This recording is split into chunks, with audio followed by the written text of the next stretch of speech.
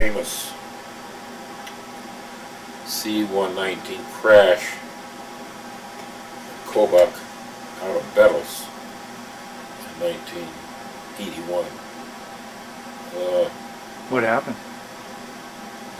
Now this is the first time we didn't even have parachutes back in those days. The kickers didn't? The kicker did. Yeah. We got them, we ordered them, or somebody ordered them for us. So everybody put on the parachute, rescue parachute in the back. Well, we're going, this is a story I heard. There was, in fact, a couple of guys still around. Firestone was there, Olson, Jim Olson was there.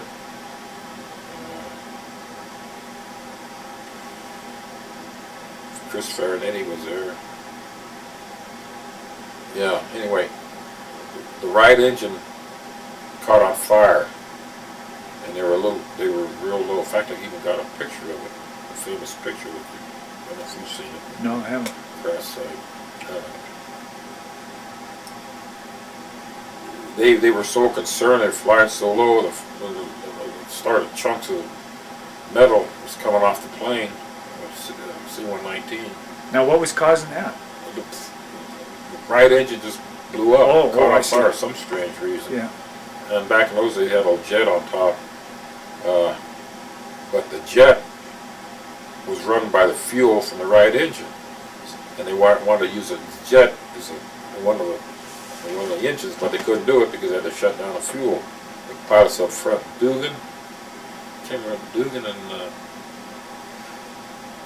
81. It was a pilot. Anyway, 4 guys jumped out in the back, which was nice, but they were so worried that they still had a couple of roller guns in the back, and the pilots didn't want to land the plane in the Kobuk River. They were flying down the river trying to find a sandbar. So they, one of the pilots, luckily they didn't trust the C-119, so they had a bunch of reserve under their seats. So one of the co-pilot wanted to shove the roller guns out the back, which is really hard to do because they weigh so much. They're like 3,500 pounds. They forgot they had the chocks in the back. He had pushed the roller gun right over the chocks. He was so scared, threw it out the back to get all that fuel out the back. He jumped out, so left the one pilot. Wow. Luckily, he rounded in the river, he rounded one of the bends, and there was a sandbar there, and he semi-crashed in the sandbar, and you could see the nose of the plane just started to curl under it. But everybody was so lucky. Yeah. Jumped out of there. Yeah, that was a complex situation. That was smart of them to get rid of that fuel. Well, the nice thing about it, I was running a welfare fund. I was selling shirts and hats. They were selling like hotcakes, especially to the guys that came up from down south. They'd been to Alaska before. The Missoula guys, yeah. Everybody else. We were making money hand over fist. So I got the photo, and I got a T-shirt. I put it on there, T-shirt, and my caption was C-119 in slow flight. Sold them like hotcakes. So you were one of the 4 kickers that bailed Well, out? no, I wasn't. I was still stuck in Anchorage on the Argosy. Oh. Yeah, it was kind of my fault this whole thing happened. Because if I'd have told one of the pilots, look, grab one of your pilots down in Anchorage, everything came out of Anchorage. Fly up to Fairbase, we got to run the Argosy up here. So it was 30 Zulu. They have 2 of them. They've had 3 or 4 Argosies. I don't know if you've ever seen an Argosy. No, I was going to ask you about that. It's a weird looking plane. Yeah, tell me about the Argosy. I've never even heard of one before. They were kind of they were made a cross between a England and an Australian plane. They were real rare. They had twin tails, a nose.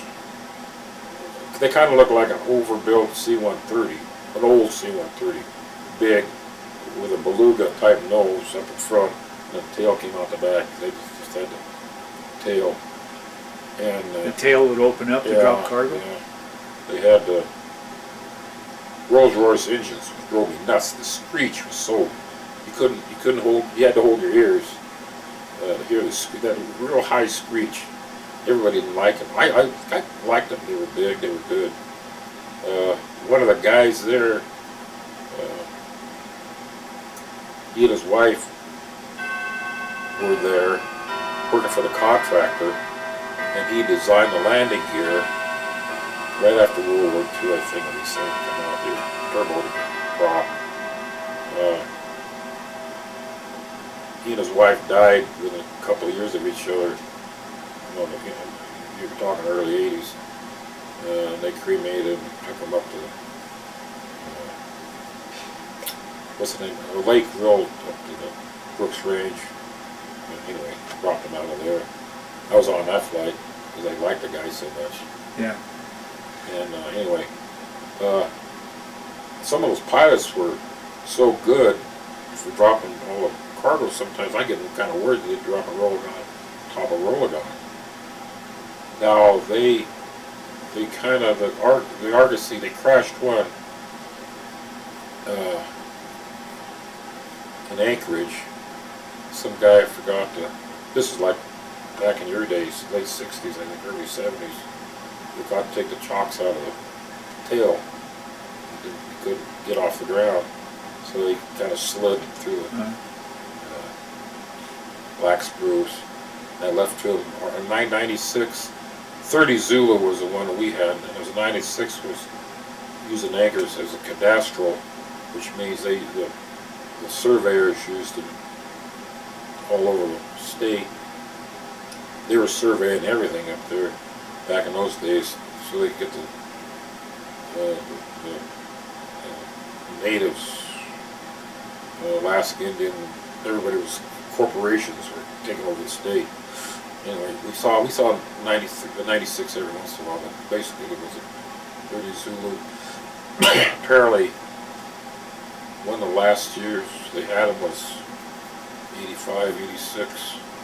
What was now? Who ran those? Was it a contractor? Or? Yeah, contractor out of Omaha. And interestingly, it was about 80, 81, the big year. His contract ran out like they usually do, September. So they say, anybody wants to ride down to Omaha? We're flying from Fairbanks to Omaha. I said, well, I'm going to Denver. Well, actually, what I was going, I lived in Kalispell, Montana, in '81, and Omaha. I'd go see my parents in Denver, and then take a bus up to Kalispell. Well, as luck would have it, I jumped on an Argosy, and the guy came on about 3 o'clock in the morning and said, well, you got to land in Missoula. Wow. I said, hallelujah, that's only 100 miles from where I live. So we had to gas up this. So we landed in Missoula. I hopped off the plane. No, it was a freebie back in those days. At that time, I would take a jet up to Fairbanks. I left my Datsun or my Nissan in Montana. And it just so happens I did that the year '81. Land there and